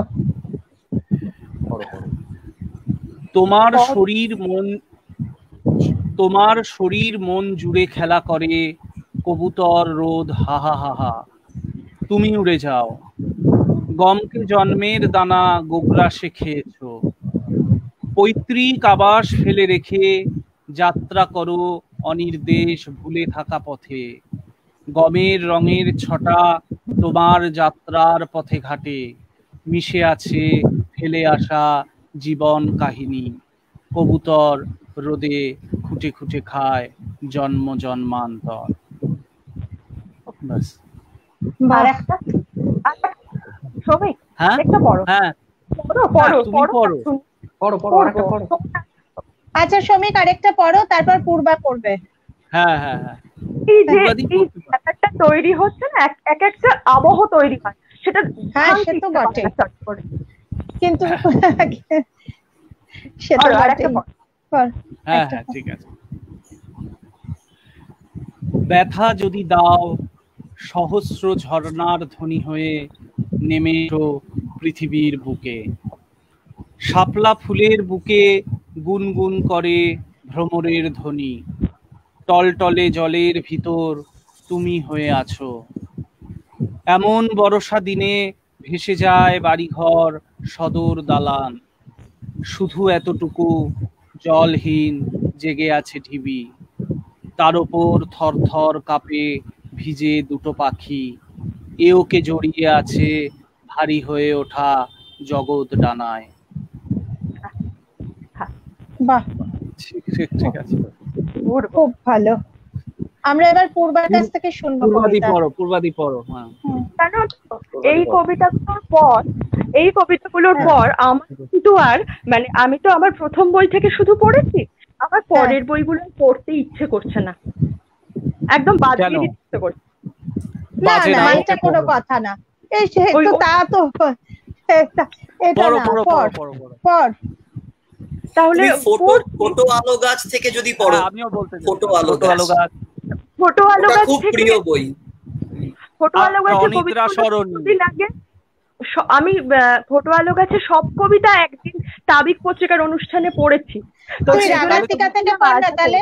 রাগাত্রিকা এখানে রাগাত্রিকা থেকে রাগাত্রিকা পড়। পড়ো, রাগাত্রিকা রাগাত্রিকা থেকে পড়ো। রাগাত্রিকা, হ্যাঁ রাগাত্রিকা থেকে পড়। ওটাও অসম্ভব বই একটা, মানে অসম্ভব আমি ভালো। সেটাই হ্যাঁ। আমি ছিলাম যে কারণ ওটাও মনে হয় ঘোরের মধ্যেই লেখা। রাগাত্রিকা একদম। থেকে পড়। মানে রাগাত্রিকার রাগাত্রিকার যেটা না বলছি, রাগাত্রিকার উৎসর্গপত্রে লেখা আছে সমা আমার মৃত্যু ঘটবে। হ্যাঁ, হ্যাঁ হ্যাঁ পূর্বাদি বলছি, মানে এ ব্যাপারে কিছু মানে বলতে চাও? যদি বলতে চাও বলতে। না, আমার মনে হয় আগে তুমি একটু পড়ো তারপরে বলো। কটা কবিতা হ্যাঁ, পড়ো। তুই একটু সময় চলে কবিতা তো যাবে। শুনবে লোকে। পড়। রাগাত্রিকে আমার বলবার কিছু নেই, কারণ কি মানে আমি প্রথম মৌলানা জালালউদ্দিন রুমি এবং শামসী তাবরিজী প্রথম জানি, তারপরে বইটা তৈরি হয়েছিল মাত্র 3 দিনে। এইটুকুই আমার বলবার, যে মাত্র 3 দিনে আমার মধ্যে এমন একটা মানে ওই ওই দুজন মানুষের দিব্য জীবনের এমন একটা প্রভাব সেই সময়টা কাজ করেছিল যে ফুল সিএলকে আমি বাড়িতে বন্দি ছিলাম, আর 3 দিনে আমি এটা লিখেছিলাম, এর বেশি আমি কিছু জানি না। আচ্ছা আমি একটু বলবো, আমি একটুখানি বলি, সেটা হচ্ছে যে সেই সময়টা পূর্বাদি কে কদিনে দেখেছি আর কি, এই লেখাগুলো পড়া এবং এবং সত্যি পূর্বাদি মানে আমার মনে হচ্ছিল তখন যেন পূর্বাদি পরিচিত পূর্বাদিতে নেই, মানে কেমন লিখছে, প্রতিদিন পড়ছে এবং একটা ঘোরের মধ্যে, একটা ট্রান্সের মধ্যে, এবং এক একটা লেখা আমি শুনছি এবং যেন অসাধারণ, এবং 3 দিনের মধ্যে লেখাগুলো লিখে ফেললো আর কি। যাই হোক, এটা আমিও জানি খানিকটা, কারণ সেই সময়টায় আমিও একটু জানি। হ্যাঁ, পড়বা পড়ো। হ্যাঁ হ্যাঁ হ্যাঁ, থেকেই পড়ছি, প্রথম কবিতা থেকে। তীরের ফলায় গাঢ় করুণা কিরণ এসে বুকে বিঁধে গেল, তীর ফলায় মূঢ় একদম এসে বিঁধে গেল শোকে, দুহাত উড়াল চিনতে জন্ম জন্ম পার হয়ে গেল, মনো জাগো অঙ্গলালোকে।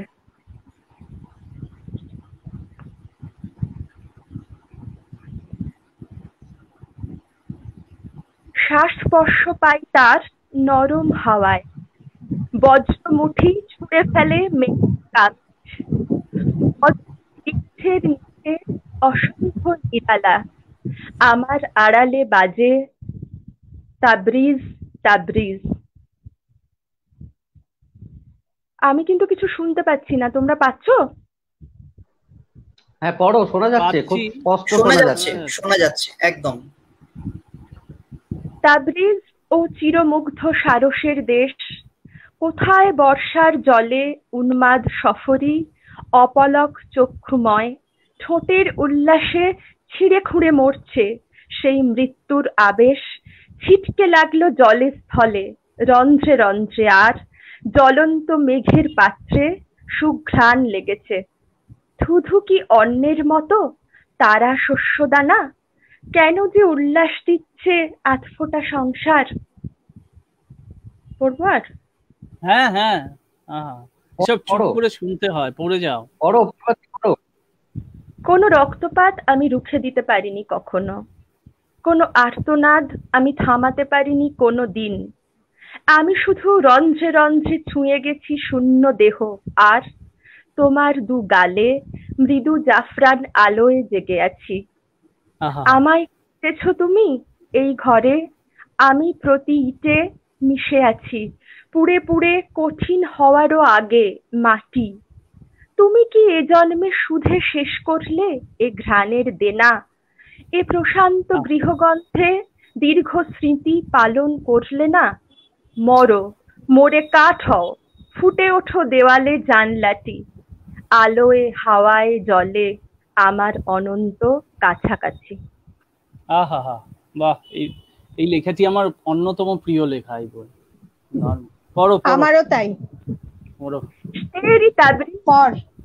তোমার ছবি ফুটলো আকাশের, শুরু থেকে পড়বো? হ্যাঁ, একটু শুরু থেকে পড়ো, শুনতে পাচ্ছিলাম না। হ্যাঁ।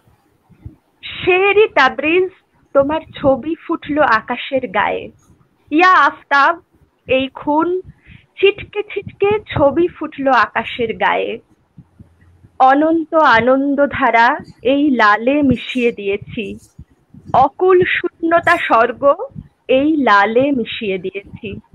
পথে কার লাশ পড়লো, লাশ উঠছে আকাশের গায়ে, বিন্দু হতে বিন্দু ঝরে যাও নূর, ঘূর্ণি পড়া মাসুকার পায়ে। শামস পাখি, শামস পাখি বসে থাকো হাতে, যেই হাত আগুনে রাখলাম, ও আগুন ও পাগল সোনা, আমার আঙুলগুলি চুষে খাও বলে রক্তারক্তি উপসী টাকরাতে। আমার রক্তের খিদে শামস, আমার দেহের নুন ও শামস, আমার তৃপ্তির শঙ্খচূড়া, আমি অক্ষরছ বলে মরলাম, আর প্রতি মৃত্যু ইশারাতে শামস পাখি উড়ে এলো হাতে। আর দরকার নেই। এবার দারুণ। তুই কি তোর নতুন কোনো কবিতা পড়বি? না, আজকে নতুন। যা একদম লিখছিস এখন নতুন এরকম পড়বি না? পাণ্ডুলিপি পড়ার মতন কোনো লেখা এখনো শ্রীবিদ্যা সুন্দরীর পর আচ্ছা আমার আচ্ছা পছন্দ হয়নি। আচ্ছা ঠিক আছে, আর এই বইটা তাহলে আরেকটু পড়, এটা থেকে আরেকটু হ্যাঁ পড়। পড়ো। আমার চুম্বন ছিল পায়ে আর তোমার চুম্বন ছিল পথে, গতি ধর্ম ইশকের শ্বাস, নাচের ইশারা চিনল অচেনা বাতাস। এ হাতে জান্নাত ধরি, ওই হাতে ছড়াই সে সোনা, মুদ্রাগুলি তোমারই রচনা। যে তুমি অপার তুমি, যে আমি আমার কেউ নই, আমরা পথে পথে ঢেউ হই, ঢেউয়ের ভিতরে রইল আমার অক্ষর বীজ, তোমার ইচ্ছের শস্য। আর চিনতে পারছো, এই সেই অর্থ সীমাহীনের সংসার। বাহ বাহ, বাহ, অসাধারণ অসাধারণ। দারুণ দারুণ, পূর্বাদির লেখা। অসাধারণ। হুম, এবার তোমরা পড়ো, কে পড়বে এবার? আচ্ছা আমি একটা প্রশ্ন একটু তোমার করছি। কি হ্যাঁ প্রশ্ন ছিল তোমাদের, একটা বলো। হ্যাঁ হ্যাঁ সেটা বলো। হচ্ছে দেখো আমরা যে সময়টা দিয়ে যাচ্ছি, যে মানে সবটাই বলছি, সামাজিক, রাজনৈতিক, অর্থনৈতিক তাহলে- সব অবস্থায় ভীষণ খারাপ, তাই তো? খুব হুম। খারাপ অবস্থার মধ্যে দিয়ে একদম। যাচ্ছি। তো একদম। এই যে এই যে অবস্থা, এটা তোমাদের কি মনে হয় যে লেখায় কিছু আসছে, বা এটা আমি লেখা কিছু শুনতে পাচ্ছি না, আমি কিছু শুনতে পাচ্ছি না তো। কেন তোমার বলতো? আওয়াজ তো শোনা যাচ্ছে পূর্বাদি। না, একটা music পূর্বাদির আছে। বোধহয়- আওয়াজও শোনা যাচ্ছে। পূর্বাদির নেটটা বোধহয় ডিস্টার্ব করছে, একটু আটকে গেছে মনে হচ্ছে আর কি, ফ্রিজ হ্যাঁ, করে গেছে। মনে আমি হলো। অন্তত হ্যাঁ শোনা যাবে, তুমি একটু থাকো, শোনা যাবে। আমি যেটা বলছিলাম যে এই যে এটা কি মনে হয়, এটা মানুষ লেখালেখি, যারা লেখালেখি করছো বা যারা করছেন তাদের লেখার মধ্যে এটা কি আসবে, নাকি লেখাটা একটা অন্য জিনিস? আর এই আমাদের যে এই ব্যাপারটা, এই যে আমরা খুব যারা মানে এই এখনের এসব নিয়ে যারা সচেতন বা সেটা কিভাবে বলবে আর কি, আমি বোঝাতে পারছি না ঠিক, যে এগুলো কি তোমাদের লেখালেখিতে আসে, নাকি এটা লেখালেখিটা আলাদা, সমাজ চেতনা, রাজনৈতিক চেতনা এগুলো আলাদা? না, আমার মনে হয় নবনীতা দি, আমি আমার ক্ষেত্রে বলতে পারি যে এই চারপাশের যে ঘটনাগুলো ঘটে চলছে, ধরো এই যে মৃত্যু, ঠিক আছে, এই যে মানুষের অসহায়তা, এইগুলো না খুব গভীরে গোপনে কোথাও একটা আঁচড় কেটেই যায়। তারপরে যখন কবিতা বেরোয় তখন কিন্তু এই আঁচড়গুলো কবিতার মধ্যে দিয়েও বেরোয়, কিন্তু অনেক ক্ষেত্রে আমরা সরাসরি হয়তো সেই আঁচড়টা টের পাই না, কিন্তু যখন কোনো একটা ইমেজ উঠে এলো বা যখন কোনো একটা লাইন ধাক্কা মেরে উঠে এলো, এটা আমি বহুবার দেখেছি।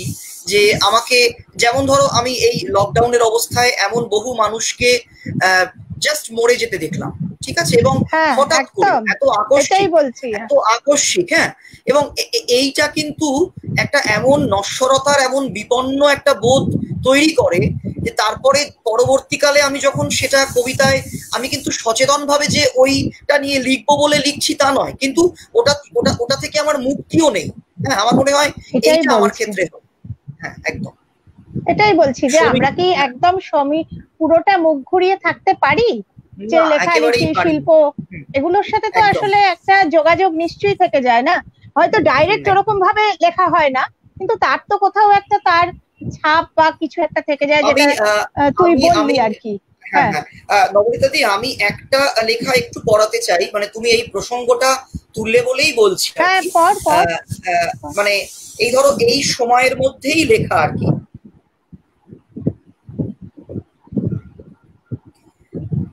রাত্রির হৃৎপিণ্ড থেকে ফোঁটা ফোঁটা রক্ত পড়ছে, আমরা শুনছি কোকিল ডাকছে চৈত্র ফুরোয়নি ভেবে, আমাদের সোনাগুলো কুকুরের কান্না হয়ে ঘুরে বেড়ায় লকডাউনের রাস্তায় রাস্তায়। আর এটা তোরা কি বলবি? সমীপ কিছু বলবি? তোর কি মনে হয়? কাকে বলছো? হ্যাঁ, সমিতকে আমাকে বলছি। বলছো? সমিত, হ্যাঁ। সমিত, হ্যাঁ। আমাকে বলছো? বলছি, শ্রমিক যেটা বললো ব্যাপারটা ঠিকই, যে দেখো এটা তো আসলে একটা শিল্পের মাধ্যম। এবারে সেখানে হয়তো খুব, মানে উচ্চকিত এবং খুব ডিরেক্ট থ্রো সেটা আমরা পাই না, কিন্তু মানে যিনি লিখছেন বা যিনি আঁকছেন সেই মানুষটাও, মানে তিনিও শেষ পর্যন্ত একজন সামাজিক মানুষ। তিনি এই সমাজেই বাস করছেন এবং সমাজের আহ দুর্ভিক্ষ বলো, লকডাউন বলো, আর প্রাচুর্যই বলো, সেই মানুষটাকেও স্পর্শ করছে।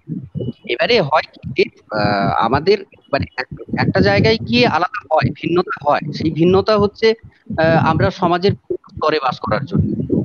কিন্তু মানে সেই ভিন্নতাটুকু যদি তুমি ধরে নাও, সেই ভিন্নতাটুকু ধরে নিয়েও বলা যায় যে কোনো না কোনো ভাবে তো যারা লিখছেন, যারা আঁকছেন, তাদেরকে এই জিনিস, মানে এই ব্যাপারগুলো প্রভাব বিস্তার করে তাদের উপর, এবং সেগুলো লেখাতে বা আঁকাতে, যে কোনো ফরম্যাটেই সেটার একটা ট্রান্সলেট হয়।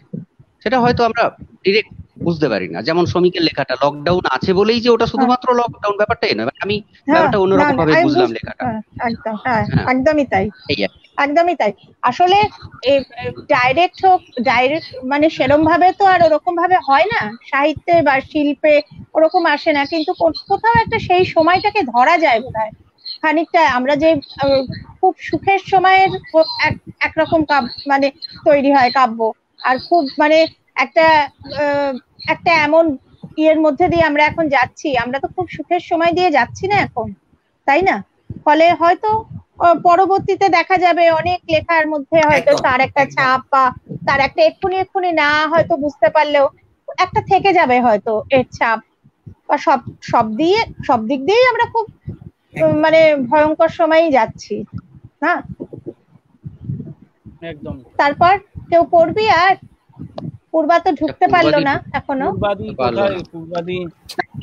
অনুষ্ঠানটা কি মানে আলো থাকবে কিনা সেটাই আমি আপনাদের কাছে জানতে চাইছি। ওই তো পূর্বা আসছে, কারণ পূর্বার কাছ থেকে আমি এটা একটু শুনতে চাইছিলাম। আর শ্রমিক কিছু বলবি? শ্রমিক সেনগুপ্ত, তোর কিছু বলা? হ্যাঁ, ওরা যেটা বলেছে সেটাই, মানে এটা আমারও তাই মনে হয়, একদমই তাই।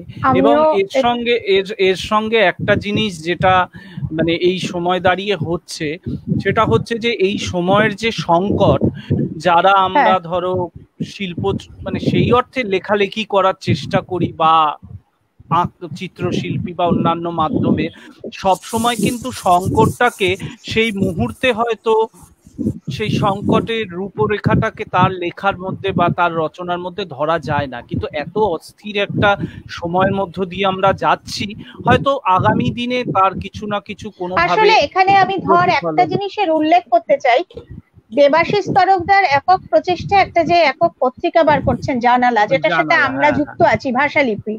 এই জানালা কিন্তু মূলত সাংঘাতিক ভাবে একটা এই সময়কে ধাক্কা দেওয়ার মতন ইয়ে, কিন্তু একদম সাহিত্যের আকারে রয়েছে এটা। এমন কিছু অনুবাদ আছে বিদেশি লেখা থেকে আছে, বা আমাদের ভারতেরই অন্যান্য জায়গার অন্যান্য ভাষার লোকেদের লেখার অনুবাদ আছে, এবং প্রত্যেকটাই কিন্তু সেগুলো একদম পিওর সাহিত্য। কিন্তু তার মধ্যে দিয়ে এই সময়টাকে যে একটা ধাক্কা দেওয়া, সেটা কিন্তু আছে। কি শ্রমিক তো খুব মানে পড়েছিস জানলাম, তোর কি মনে হয়? সেনকে বলছি, শ্রমিক সেন। হ্যাঁ, একদমই ঠিকই বলেছো। মানে আর দেবাশিস দার যে মানে সমাজ বা সময় সচেতনতা, সেটার সঙ্গে ওর যে কবিতা, এই মানে মানে এরকম দুটো আলাদা নয় আর কি, মানে ওর কবি একদমই তাই বলছি। হ্যাঁ, একদমই তাই বলছি। কারণ দেখ, এটা পড়তে গিয়ে আমাদের কিন্তু কখনোই মনে হয়নি যে এটা কোনো সাহিত্য নয়, একদম পিওর সাহিত্য। সেইগুলোই তুলে এনেছেন উনি, সেই লেখাগুলোই তুলে এনেছেন, সেগুলোরই অনুবাদ করেছেন। ফলে পড়তেও ভালো ইয়ে লাগছে, কিন্তু তুমি একটা ধাক্কাও খাচ্ছ, তুমি বুঝতে পারছো যে কি নিয়ে লেখা হচ্ছে এবং কেন হচ্ছে, তাই তো? সেই একদমই ঠিক, একদমই তাই। এবং দেবাশিস ব্যাপার হলো আমাকে কিরকম একটা করে দেখাচ্ছে, একটু কেটে গেছে মনে হচ্ছে। হ্যাঁ, শ্রমিক সেন মুশকিল হলো ওর কিছু একটা, মুশকিল হলো। আমার মনে হয় ভীষণ নেটের প্রবলেম হচ্ছে, আমরা কিছু মনে হয় চালিয়ে যেতে পারবো না, যেরকম ভাবে ওই তো দেখি সবাই একটু ঢুকতে পারলে আমরা তারপর আমাদের এখানে এই অনুষ্ঠানটা শেষ করব। দেখি একটু সবাই ঢুকতে পারে কিনা, হয়তো পূর্বা ঢোকার চেষ্টা করছে, দেখি সবাই একটু এলে ভালো। আমাকে ব্যাক স্টেজ দেখাচ্ছে, আমি ঢুকতে পারছি না। এই তো তুমি ঢুকেছো, পূর্বাদির কথা শোনা যাচ্ছে, শুধু তুমি পূর্বাদি ঢুকে গেছে, পূর্বাদি ঢুকে গেছে আমার বন্ধ। হ্যাঁ হ্যাঁ ক্যামেরাটা কি বন্ধ করে রেখেছো নাকি? না, ও বলছে ওকে ব্যাক স্টেজে দেখাচ্ছে, দেখি। না দিদি পূর্বাদি কিন্তু ঢুকেছে, পূর্বাদির মনে হয় নেটটা খুব হ্যাঁ একদমই স্লো আছে বলে। ঠিক আছে, ঢুকুক, ততক্ষণ কবিতা বলতে। আমরা যেটা বলছিলাম সমীক, যেটা আমরা ওই জানালা পত্রিকাটা নিয়ে বলছিলাম, যে দেখ ওখানে সমস্তগুলো যেগুলো আছে, যা যা উনি অনুবাদ করেছেন, আমি একদম পঞ্চম সংখ্যা অব্দি বলছি, প্রথম থেকে লাদাখ আমার পড়েছি। এই মুহূর্তে যখন সত্যি লাদাখে এই যে গন্ডগোল হচ্ছে, তখন মনে হচ্ছে সত্যি যে কি অপূর্ব জিনিস করলাম একদম। মানে তুমি সাহিত্যের সঙ্গে একটা ধাক্কাও খাচ্ছ। একদম, তুমি যখন দেবাশিসদার কবিতা পড়ছো তখন সেখানে তুমি অন্য রকমের মগ্নতা পাচ্ছ, অন্য রকমের একটা তন্ময় সত্তা। কিন্তু এই লোকটা যখন সময় নিয়ে লিখছে, হ্যাঁ, যখন সময়কে মানে তার নারীর মধ্যে সে সময়ের স্পন্দনটাকে টের পাচ্ছে, তখন তুমি তাকে অন্যরকম একটা রূপে দেখছো আর কি। আমার মনে হয় আসলে এই চেতনাটা তার মধ্যেই আছে, এবং তিনি যখন লিখছেন সেই লেখাটার মধ্যে কিন্তু সেটা যতই সান্ধ্য ভাষার মধ্যে দিয়ে প্রকাশিত হোক, ওই সময় চেতনা তার মধ্যেই রয়েছে। এটা আমার মনে হয় দেবাশিসদার ক্ষেত্রে। আমারও তাই মনে হয়। আমিও বলছি যে সেই ধাক্কা বা সেই এটা আমরা পেয়েছি, মানে সময়টাকে জাগিয়ে দেওয়ার মতন আর কি, যে হ্যাঁ খুব খারাপ সময় যাচ্ছে, এবং আমরা আসলে আরো খারাপ সময় আসবো পড়বো, সেটাও আমরা বুঝতে পারছি আর কি। ঠিক আছে, পূর্বা তো আর ঢুকতে পারছে না, তাহলে আমরা কি আজকে আমাদের অনুষ্ঠান এখানে কেউ করবে? কবিতা দিয়ে শেষ হোক, কবিতা দিয়ে শেষ হবে। তাহলে কবিতা পড়ো, একটা করে সবাই কবিতা পড়ো। হ্যাঁ, তাহলে শুরু করে দাও। সমিত পড়ো, সমিতটা তারপর সমিত পড়। হ্যাঁ পড়ো। পূর্বাদিক নেটটা খুব স্লো বোধহয়।